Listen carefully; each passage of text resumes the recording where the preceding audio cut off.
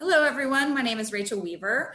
I am on faculty at Lighthouse Writers Workshop as well as staff. I've been putting together this series of videos in which I ask a member of our faculty a crafting question.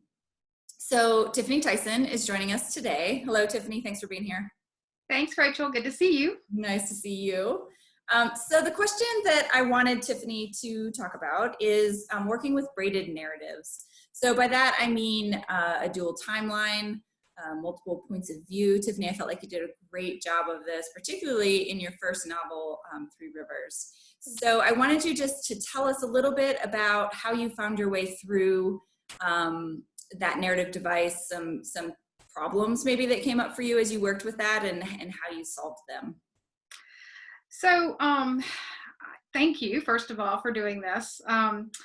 Yeah, I wish that I would love to have some sort of here's the formula that you can use if you're working with multiple narratives, but of course I don't. I mean, I don't think anyone does. It's really just something you do have to find your way through. But in my first, you mentioned the first novel, and in the first novel, I did have three different narratives. They were all third person, but they were very close third person, and they all three covered the same time period. And so basically what I had was three characters telling some version of this one story that, you know, would converge in the end, or at least that was my hope. And as I wrote it, I was writing really most of it from one character who had sort of the largest voice in the book, and there was another character who had a slightly smaller voice, and then a third character who had a smaller voice still. And I kept trying to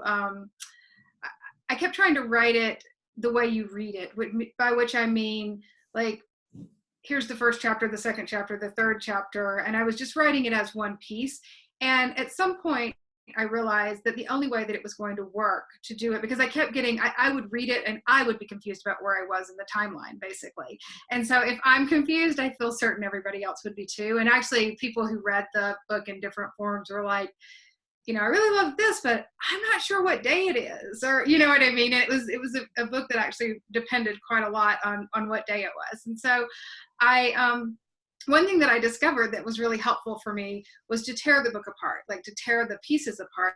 And so, and this is something that I have continued to do. I basically will tear the pieces of a narrative apart so that so that I can make sure that each thread has some meaning and some sense and tells a story. And so, you know, each thread, no single thread will tell the whole story, obviously, but each thread should tell a story. I mean, if a thread tells no story, and if you can lift it out and the story doesn't lose meaning, it shouldn't be there, right? I mean, right. And so by thread, do you mean subtext, or not subtext, subplots? Yeah, I mean subplots, but also like primary plot. Like, I mean, and just everything that you're working with, I think you have to know why you're using multiple narrators. If you are using multiple narrators, like why does what this narrator says, why can't it be said by the other narrator? I mean, it's just a question to ask, because if it can, you might not need both. And so I really try to keep track of like what each narrator's story is about, separate from the overall, from the entire story, from the complete story. And then when I sort of weave them together, which I do carefully and many times, like I tore that first book apart at least 3 times, probably 5 times, honestly, including once at the request of my editor, who was like, I think you need to take the whole thing apart and make sure that the timeline is super clear. And I was like, really? I've done that. I've done it several times now. And she was like, no, you really do. And I was like, okay, fine. And so, yeah, in doing that, it did make me really question, like, what is it that this character has to say to the reader that no other character can say? What is it that this character is going to observe that no other character can observe? And what perspective does this character bring that no other character can bring? And so for me, it was a matter of making sure that, like, each of those narrative sections had a purpose, a real driving purpose that fed into the larger narrative. And in addition, that told a story in and of themselves. Not the biggest story, not the whole story, but a story nonetheless. You know, a story that might not make a whole novel in and of itself, but that would be something a person could follow. So for me, that's really important. And I kind of did the same with my second book, which had this weird sort of back, this weird timeline that started way, way, way back. You know, the modern day story moved forward, and then there was this sort of historical segments. And I wrote, I don't know how many of those segments that I never used, that I ended up not using, for that reason, because I went through and just asked, I went through and like, I looked at those segments, I put them in the order that I thought they should be in, and ultimately I settled on a pretty linear timeline on that one. But I looked at them and I thought, what is this saying about this? You know, how is this informing the other portion of the story? Like, how does it matter to these other people, which is really the driving force of the story? And there were several segments that I really liked a lot, that I spent a lot of time on, that I felt were, you know, they were, you know, I loved them. They were sections that I loved to write. I liked reading them later. I wanted to find a way to put them in, but ultimately I knew they added nothing to the overall book. And so, like, I think it's a matter of relevance to some extent, you know, making sure that all the parts matter a lot. Like, nothing can just be put in because it's pretty, though that would be great.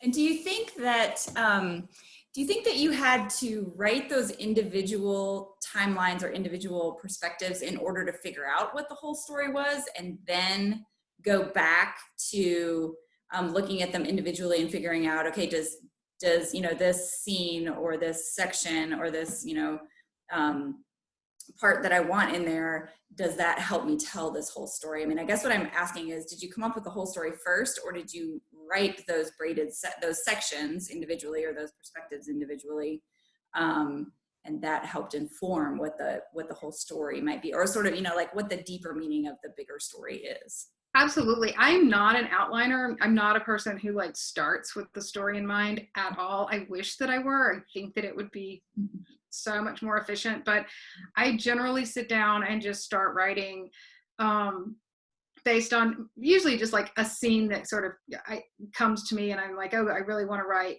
something about that. And then, you know, that scene may in fact go away eventually, but it's the thing that starts me writing. Yeah. And so I think, I mean, in general, with everything that I have written so far, I have written probably another entire book that never gets used because I am constantly writing off into these weird directions that I don't end up using, or that don't work for whatever reason. But I don't consider it, I mean, you know, it's not a waste, because actually it does help me figure out what it is that I am writing about. It helps me to understand like the story that I want to tell. And then, yeah, when I finish a draft, I'll go back and, you know, I'll strip away a lot of stuff. I may write new pieces to help bridge the gap, particularly with your, you know, when you have something braided like that, you want some sort of balance, or I like to have some sort of balance. And so once I've figured out that I'm going to do, like with the first book, if I have those three narratives, then I want them to balance out in a way. And so I have one that's a little bit longer, one that's maybe pretty short, and one that's mid-size. And I keep trying to like strike that balance all the way through. And kind of the same with the second book as well. I went through and actually looked at sort of the number of pages and the word count and stuff between the different sections to make sure that at no point was that secondary storyline like overwhelming the first one. I wanted them to come together, but I didn't want them to sort of trade places in the reader's mind, which is a really like minuscule thing to think about, but for me it's helpful. I like to think about like how much weight a particular section of the book takes up on the page, and so it's helpful to me to actually know, you know, like how many words is this section compared to the one that came before or after? Like, is there contrast, or is the reader going to sleep here? What's happening? And so those are the sorts of tests that I try to like press against it, but that happens later. First, I just write a bunch of stuff. I think that was the hardest thing for me to come to terms with when I first started writing, was the fact that there is a lot that you produce that just doesn't serve the overall story. You know, I had this sense of like, well, but I wrote it, I should use it. You know? Yeah, I think it's the only, I mean, I'm sure that other, like, there are probably like composers out there or something who write whole movements that never get, you know, produced or something, but, or performed.